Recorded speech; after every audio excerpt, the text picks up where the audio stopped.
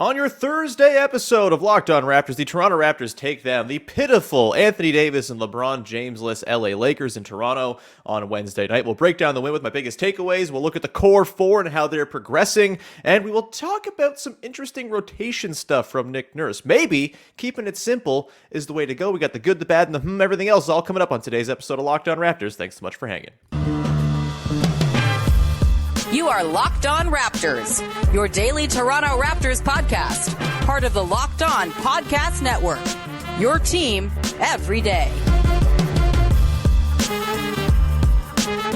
Hey, what's going on? Welcome to episode number 1297 of Locked On Raptors for Thursday, December the 8th. I'm your host, Sean Woodley. You can find me on Twitter at WoodleySean. I've been covering the Toronto Raptors now for 9 seasons on all sorts of different platforms, so you can go and check out all my work over there on Twitter. The show is at Locked On Raptors as well, so you can find it there. Support the show also on your favorite podcast apps on audio, Spotify, Google, Apple, all the whole 9 yards. We're also on YouTube, as I just almost slipped out of order. YouTube. Go hit the big red subscribe button. Help support the show. It's very much appreciated when you go ahead and do that as well. And today's show is brought to you by our friends over at LinkedIn Jobs, who help you find the qualified candidates you want to talk to faster. Post your job for free at linkedin.com/LockedOnNBA. Terms and conditions apply. More on them a little bit later on in the show. All right, on today's show, we are digging into a very easy, very business-like 126-113 win for the Raptors over a Lakers team that didn't have LeBron James or Anthony Davis. So really, what does it all mean? Probably not a whole lot, right? I think that's kind of the key takeaway here. It's nice to get a win that you should get. The Raptors are going to have a couple more of these games coming up against the Magic on the weekend. We saw this past weekend how crappy the Magic are. And look, man, take what you can get at this time. For a team that's really kind of going through it, these games against bad teams offer a bit of a canvas upon which to figure your crap out. And I think that we have started to see that a little bit. Yes, the Celtics lost the second half against Boston. The third quarter, really, against Boston was a bummer and kind of derailed a bit of progress that we were seeing, on the heels of the second half against the Nets and, of course, the Magic game. It's just a Magic game. I know it's not exactly like a thrilling amount of progress to see against that team. But either way, you have to use these games for what they are. And it's a chance to kind of get right and get well. And I do think the Raptors are starting to do that a little bit here. We're seeing good performances from the core four. We'll talk about Fred VanVleet in just a second here. But those guys are the ones who are going to drive the bus for this team. And I have some thoughts on the way Nick Nurse used his rotation last night against the Lakers, which really is one of the only things I think you can glean from this game is all right, how is Nick Nurse using his players? How is he approaching the strategy of it all? There's not a whole lot to glean from this game against the team that shot 21% from three, which is basically their season average at this point. They had Russell Westbrook play 28 minutes, and that's not great when he was their best player. Look, this is not a game to be thrilled about if you're the Raptors, but I do think there's some positive things to get into. So we will do that over the course of today's show. Off the top, I do want to get into the core four, and I think, for these games, this is really the thing to watch. Ultimately, big picture, the Raptors are going to go as Fred VanVleet, O.G. Anunoby, Pascal Siakam, and Scottie Barnes go. It's pretty obvious. They're the 4 best players on the team. They're 3 of the 4 most highly paid players on the team. It's pretty rudimentary. And I think you can kind of look at these games and just sort of see, all right, how are these guys gelling? How are they coming together? How is it all sort of piecing into one beautiful coalescing whole? And we should probably start with Fred VanVleet, who, of course, is the guy who has been struggling the most of that group coming into this game. Against the Lakers, he, I think it was 5 of 28 from 3 in his previous 4 games. Didn't exactly bolster those numbers, just went 3 of 12 from deep in this game.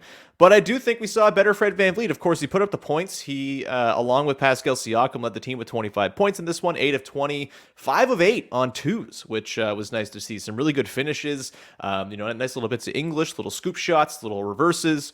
That's the stuff that Fred VanVleet kind of has to master if he's going to, in any way survive as a 6-foot point guard trying to score around the bucket. And he did that really well against the Lakers.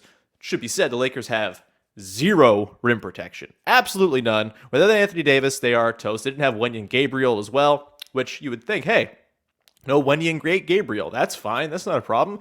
It is for the Lakers because their next big men in the line are Thomas Bryant, who seems like a really cool guy, but is not a very good defender at all and offers no resistance at the rim.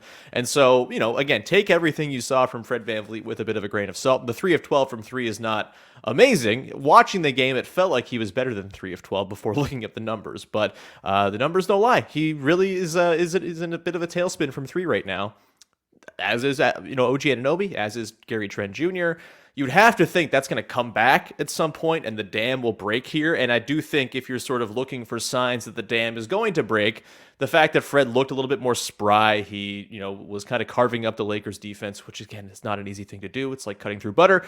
But you got to take what you can get. You got to look at the positive signs where they're available. And I do think we saw some good stuff from Fred in this one. I don't know how long they'll be able to kind of sustain if Fred, OG, and Trent are not hitting their threes. It helps that Pascal's been hitting his. It helps that Scottie Barnes, while he's at like 32% this year, is a little bit modestly improved. But at this point, you're not getting the shooting from Chris Boucher. You're not getting it from Thad Young. It's going to have to come from those 3 guys like it did basically all last year. And to me, if you're looking for reasons for optimism, Fred's shooting spell, he's never had a spell like this. He's never shot this poorly, this deeply into a season. It's probably going to turn here at some point. Just law of averages says it will. Maybe he doesn't get to 40%, but can he get back to 37? I think that's totally on the table. And when that happens, the floodgates might open here, and the Raptors offense might actually climb from being still 30th in the NBA in half-court production, which is really bad, right below the Houston Rockets. Not where you want to be. But yeah, Fred, it's hard to have real full takeaways. It's just they played a really horrible team and they beat the horrible team. That's, I guess, kind of all you got to build on. Let's go with Scottie Barnes, the sort of next whip around the core 4 guys here. I think Scottie looks really good. And last night, he's hammering the glass once again.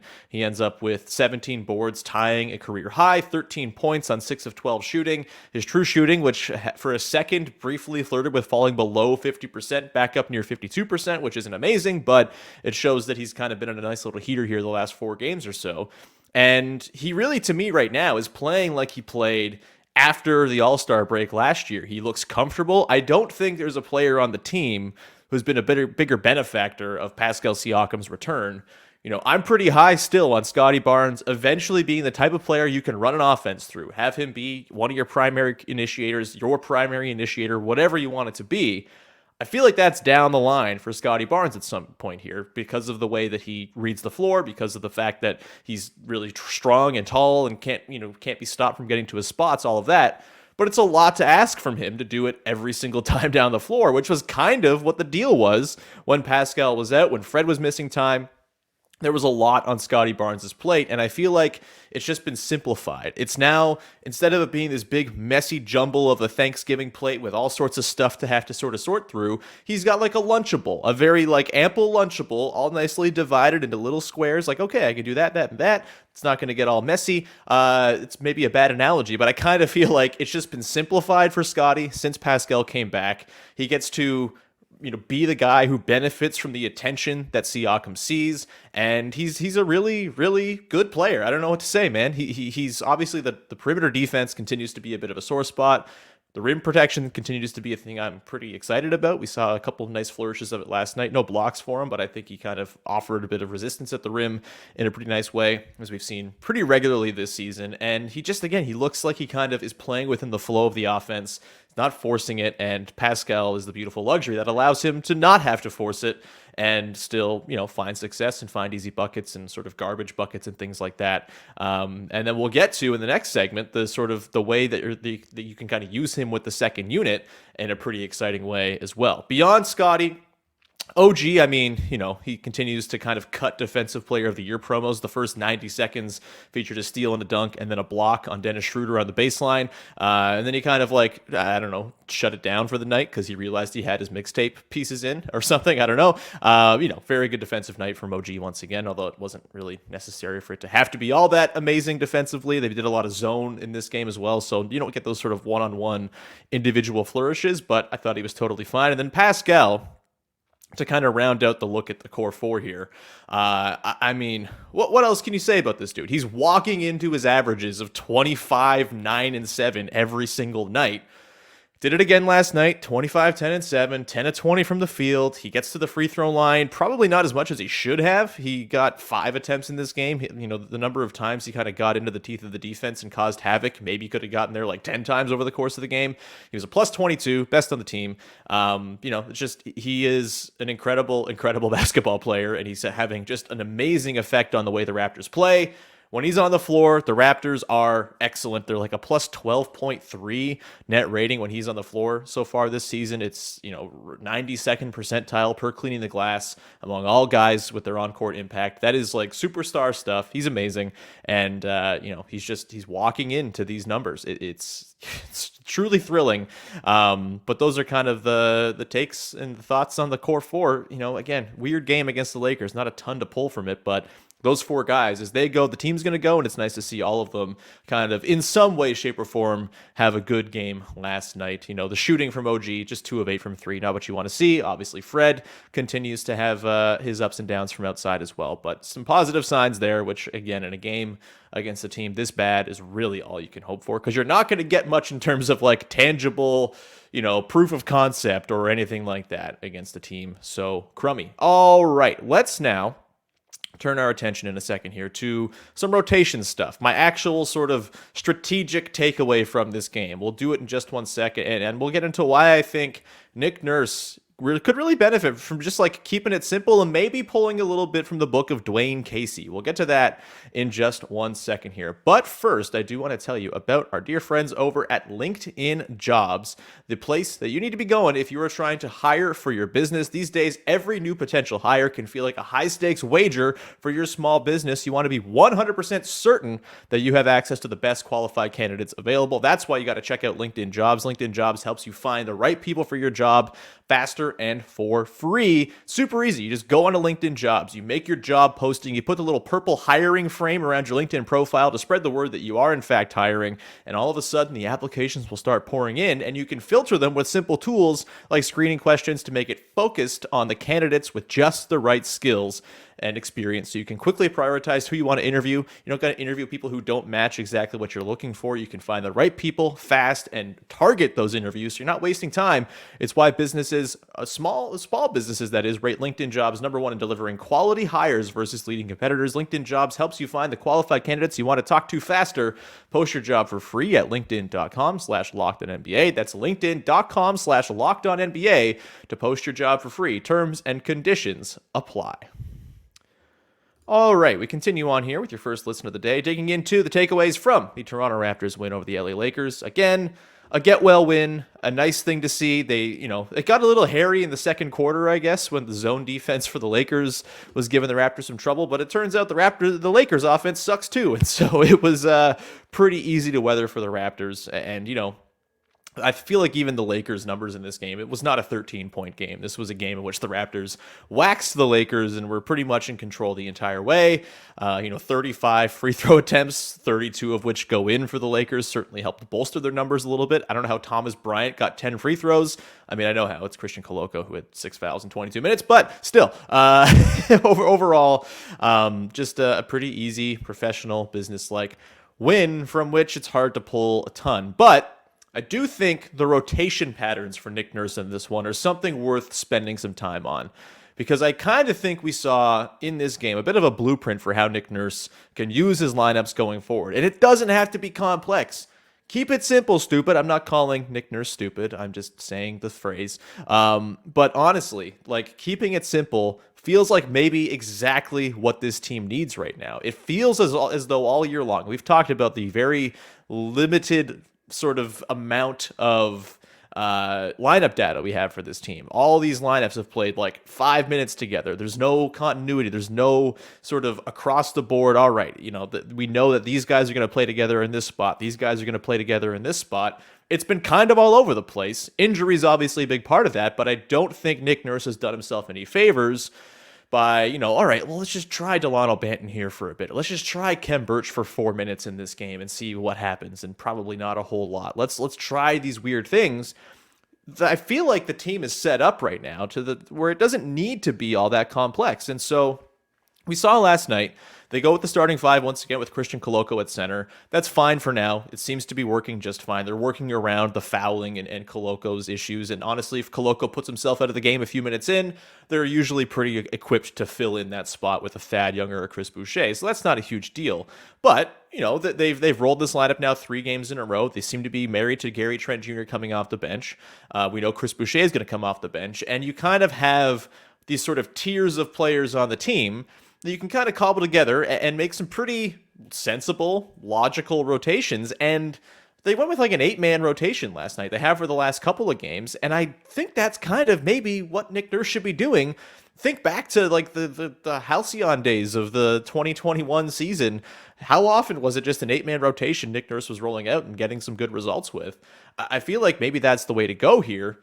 Obviously, the concern is, overtaxing your guys, but the way the Raptors are set up, the way that they have the ability to stagger their core 4 guys, you shouldn't need to stretch any of these guys beyond 35, 36 minutes on a given night if you do it right, and if you don't jump at the first, moment to bring Fred VanVleet back into a game early.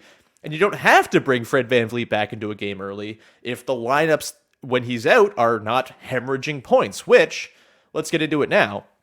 The way Nick Nurse did it last night, and the way that I hope he does it going forward, is he staggered Pascal Siakam with Fred VanVleet. That makes a ton of sense. Those two guys, great synergy with one another. They've played together forever. The pick and roll those two guys can run is fantastic. You throw a Gary Trent Jr. and a Chris Boucher and a Thad Young between them. That's a pretty damn good lineup right there. So far this season, we haven't really seen the results for that pairing. Per Clean the Glass, Siakam plus Fred without Scottie Barnes or OG on the floor. Just 60, I have the numbers here, 68 possessions. They're a minus 3.1 net rating in that time. So literally nothing in terms of less than a game worth of sample. It's not a whole lot there. But last year, we know this works. There's proof of concept for the Siakam-Fred duo without Scottie or OG on the floor. Last year, 455 possessions per Cleaning the Glass, a plus 13.2 net rating, 98th percentile among 2-man duos. The offense scored 123 points per 100 possessions. It was really, really excellent with those two guys out there with 3 non-OG or Scottie players. And that's what we saw last night. And, the first quarter, they go on a nice bit of a run. Second quarter, they kind of hemorrhage it a little bit with Scottie and OG in there. And I guess that's sort of the limiting factor. If you're going to have Pascal and Fred staggered together, it means OG and Scottie are going to be staggered together, which we saw last night. It was so beautifully simple in the first half. It was just so very easy on the brain to comprehend the lineup choices. But Scottie and OG, your concern there is, all right, can the offense hang enough? Is it good enough? And the numbers suggest that it's just good enough. Right now, the Scottie and OG pairing without Fred and Siakam on the floor, a plus 4.8 per 100 possessions. That's good. And 250 possessions, a pretty decent sample already. The offense is not great, but the offensive boards help to sort of pad the stats. That it goes through the roof. They're like a 35% offensive rebounding rate, and they're in the 98th percentile defensively, meaning there are 2% of 2-man duos who are better, sort of driving defense. Obviously lots of noise here. No Siakam, no Fred, so it's very specific sets of lineups. But still, in those minutes, they have 103.2 defensive rating. They're really, really good at defense. They're great at offensive rebounding. They just get by on offense, and they have a plus 4.8 net rating as a result. You can survive those OG Scottie minutes without having to pull Fred VanVleet from the bench to come fix things most of the time. Last night, the shooting against the zone was really rough, and they brought Fred in a little early in a couple spots just to get some shooting in there. Didn't work, obviously, because he shot 3 of 12, but that's the idea of bringing Fred back in there against the zone, I would presume. But either way, that OG Scottie duo, the second quarter sort of lull notwithstanding, that is a combo that can carry lineups for the Raptors. And it just feels like you sprinkle the same 3 bench guys in, Thad, Boucher, and Trent in between those guys, and those are effective lineups as well. Obviously, Koloko is going to factor in as the 8th guy and nominal sort of traditional ceremonial Luis Scola-like starter. That's fine. But Otto Porter comes back, and maybe you start to cycle him in place of Koloko in this rotation. You still have that 8-man group. You can cycle in and toggle in who the 8th guy is depending on the matchup. Maybe Juancho gets in there sometimes for some shooting. Maybe it's Porter, obviously, if he's healthy. Koloko right now is the guy. But to me, you don't got to go much deeper than that. I think we've kind of seen Delano Banton's not quite ready. He can't really break down a defense right now. He does a lot of good, but he also does a lot that sort of pulls away. Malachi Flynn, it's probably not happening. Juancho is fine, as a nice sort of fringe rotation guy, fill in based on matchups or health or whatever it might be. He's certainly in the mix for that 8th spot on a given night. But like Khem Birch, I'm sorry, it's just not happening with him this year. He's had some nice little flourishes of, 2 minutes of reasonable rim protection and maybe a single bucket, but like that's not really going to do a whole lot for you over the course of a full game. And I don't think he's someone you want to be playing 20 minutes a game. So for me, 8 men, I think you can get by with it. And you can give, I think the most important thing here is opportunity to build continuity and chemistry and get some lineups together that could be core lineups for you in the postseason, either as transitional lineups or as heavy minutes lineups, whatever it might be. You get that opportunity to just kind of build some continuity, get the steam train rolling, as it were, by playing similar lineups across the game. And look, Nick Nurse is a better coach than Dwayne Casey is, okay? Nick Nurse is fantastic. He won a title. He's a great, great coach. But one thing he doesn't do that Dwayne Casey did to great effect is lean on in-season continuity and really just sort of believe in knowing what the sub patterns are going to be, knowing it's like a human nature thing. If you know when you're coming into a game, if you know what your role is going to be every single given night, if you know who you're going to be playing with, you're probably going to be a little bit more comfortable. You're probably going to play more at ease. You're going to play better. And that's what Dwayne Casey did for years, racking up 50-win seasons every year, playing the same 9 guys in the same exact rotation pattern at the exact same time of games for 82 games a year for years. And it won him a lot of games. And look, do I think that's a great way to sort of build, the diversity and the sort of, the multiplicity you need for the postseason? Not necessarily, but right now, this Raptors team needs some sort of continuity. They need to just play and get some reps together, get some lineups with actual data so you kind of know, all right, that one's going to work, that one's not going to work. We don't know that yet. There's just nothing to go on when it comes to the Raptors lineup data right now to tell us anything about what combinations work, which combinations aren't going to work. And, just in terms of getting the team to sort of, get back on a string defensively and have the offense reach as much flow as you can have it achieve within the constructs of their personnel, having just a set rotation every night, regular sub patterns, the same 8 guys getting to play together, feel the ball with one another. To me, that feels like a pretty reasonable course to chart here if you're Nick Nurse. And look, it's probably not going to happen. Obviously, Nick Nurse is a guy who likes to throw stuff at the wall, and that's why we love him. But right now, the 8-man, very simplistic rotation he rolled in the first half last night, to me, feels like something to strive for. And they have the horses, they have the players on hand to do it without overtaxing anybody, and also getting their bench guys who they want to be playing good minutes. Like Gary Trent Jr., important player. You can play him 24 minutes off the bench and sprinkle him in. You can limit the minutes for Fred VanVleet. You can limit the minutes for everybody. If you just give all these guys a little bit of extra time, in the 5 through 8 range on the roster, whatever that is. 5 through 8. The top 4 guys play their 35, 36 minutes, and you can just stagger in your other good bench players around them. I know it's not that simple. Foul trouble comes in, health comes in, availability comes in. It's never that simple. But in a perfect world, I think the 8-man rotation is kind of the way to go here for the Raptors. And that's just sort of my only real substantive takeaway from the game last night against the Lakers. But yeah, well, let's see if that continues. It probably won't. I would almost bet that it will not going into the game against the Magic on Friday. But that said, against good teams, Nick Nurse does like to keep it short. He does like to roll 8 guys. Maybe he just needs to figure out who those 8 guys are. I kind of think we know by now, but we'll see. It will be, again, this is going to change and not going to be a thing, I'm sure, as of Friday. But for now, a guy can dream. Coming up in just a sec, we're going to dig into the good, the bad, and the from the game against the Lakers, with the good actually being a special mention sent in by a listener. So that's going to come up in just 1 second here. Before we do that, however, just a reminder, Locked On Sports Today is your daily whip around the sports world with Pete Bukowski. 22 minutes giving you everything you need to know that happened in the world of sports last night so you can be the conversation starter at your water cooler. Go and check it out on your favorite podcast platforms and on YouTube, Locked On Sports Today. All right, let's round out today's show with a couple things. We got the good, the bad, and the but the good is a bit of a special thing I want to give a nod to today. Craig Edmonds is a listener of the podcast, often a question asker, been a long-time supporter of the show. We love Craig. Craig is a basketball coach in Newfoundland, high school basketball coach.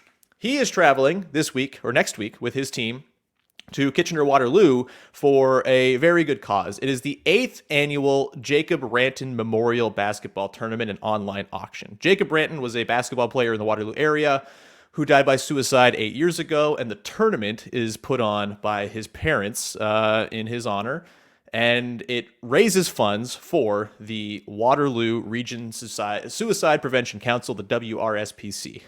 Really wonderful cause. Great sort of event. They've raised over $320,000 over the course of the last 8 years for the WRSCP, and it's an online auction that you can go and take part in online if you're not going to be at the tournament. So I will put the link for it in the description here. But lots of great stuff available at this auction. All of it, again, goes to the Waterloo Region Suicide Prevention Council. Tough times after the pandemic. Lots of people struggling with their mental health. It's a very worthy, valid cause at the moment. And lots of stuff that you can go and put your money in for. You got bike seats, you got backpacks, you got tickets for all sorts of different sports, including Toronto Raptors games, so you can go in that auction there. There's also a Scottie Barnes jersey available with a box of basketball cards. You got all sorts of stuff for you to go and peruse over there on the auction site. So go. I will again drop the link in the bio. But thank you to Craig for alerting me to this wonderful cause, and best of luck to Doug Ranton and those putting on the Jacob Ranton Memorial Basketball Tournament in Kitchener-Waterloo next week. Again, thanks so much. And if you have something like that you ever want to send in, if you're a listener of the show, you got some sort of basketball related, charity cause or anything like that, always happy to promote them on the show. So please send them on in. All right, let's get to the bad from this game. And for me, it's just the offense against the zone continues to be a bit of a struggle. Last night, the second quarter almost got a little hairy there, right? I think it got to like 5 points. The Raptors were comfortably out in front, had the 11-0 start to the game. Seemed like it was going to be in cruise control. And the offense goes dry for 5.5 minutes between field goals. And thankfully, the Lakers had no luck against the Raptors zone, and the Lakers offense is terrible top to bottom because they went themselves like 9 minutes without scoring as well. So it didn't hurt the Raptors, but that stretch was a little bit hairy, a little bit dicey, and a lot of the same things we've seen in the past with the way the Raptors work against the zone. It's just, they got to figure it out, man. They have to, get their guys back in their regular shooting form. OG, Fred, Gary Trent Jr., you just can't have those three guys around 33%. It's just not going to work. Teams are going to zone your ass up every single time. It's brutal. And I don't know the answer other than those guys hitting their shots more effectively. Beyond that, I think Pascal Siakam does as good a job as he can trying to maneuver the zone. Thad Young does a good job screening the top of the zone to create a little bit of havoc, find little gaps for Siakam to punch. That's great. I think Scottie Barnes can be a real use in the zone as well, as a guy who flashes to the nail, hangs out in the dunker spot, gets offensive rebounds against the sort of faulty zone rebounding that you're going to typically see when you go zone. And there are ways around it, but ultimately, they just got to hit their damn shots, man. And this is something against the Lakers, it doesn't burn you. Against most other teams, you go 5.5 minutes without a field goal, you're screwed. You're playing catch up again, and that's just not going to cut it. So yeah, the zone has to be an area of focus, and it's just got to be, the shooting has to be better. It has to start going in. Otherwise, they're going to be prone to getting owned by the zone. Those rhymes all over the place, for the rest of the season. My from this game to round it out has to do with Thad Young, who is working on a bit of a trend now. If you recall, I want to say it was Eric Kareen who had dubbed what the Marc Gasol officially was, which was a game in which I think Gasol had fewer points than rebounds and assists I'm pretty sure that's what it was, or like fewer than 5 shots and more than 5 rebounds and assists. I can't remember the exact stipulations, but it's a cool old guy doing a weird fun stat line. And Thad Young is beginning to start a trend of his own. He's now had 2 games this season playing 18 or more minutes, scoring 0 points, and being a positive on the floor, which maybe that's too broad or too specific. I don't really know. But to me, that's a Thad, baby. You play regular minutes, you don't score, and you're a positive. That is the Thad Young. We've seen it twice now, once against the Rockets, back when he kind of reintroduced himself into the lineup, and last night against the Lakers, 0 points for Thad Young. He was a +8. He had, what did he have here? 4 assists, 3 steals, 2 rebounds. Mwah, that's a Thad Young, baby. So yeah, we'll keep an eye on that. We'll count the Thad Youngs that take place over the course of the season. That's a fun way to, just appreciate what Thad Young does. No points, still effective. Just the way he rolls. With that, we're going to round it there. Thanks so much for tuning into the show today. We'll be back again tomorrow. I'm going to try to book a guest. Not exactly sure whom that'll be just yet, but stay tuned. If I can't get a guest, I'll likely go mailbag for it, so keep an eye out for the prompt. If, in fact, I have failed in my guest search, you will find out on Twitter when I put out the promotion to put in your questions. I'll also do one on YouTube if that does come to pass. Either way, thank you so much for tuning in as always. You can support the show by going to YouTube and hitting the big red subscribe button, by going to your favorite podcast app and subscribing, rating, reviewing, all that good stuff. Once again, the link for the Jacob Ranton Memorial Basketball Tournament silent auction is in the description of the show, so please go and peruse there and put in a bid on some of the awesome, amazing stuff they have, all for a wonderful cause, the Waterloo Region's Suicide Prevention Council. And with that, we will round out the show. Again, go make your second listen of the day, Locked On Sports Today with Pete Bukowski. It's wonderful. We'll talk to you again on Friday. Bye-bye.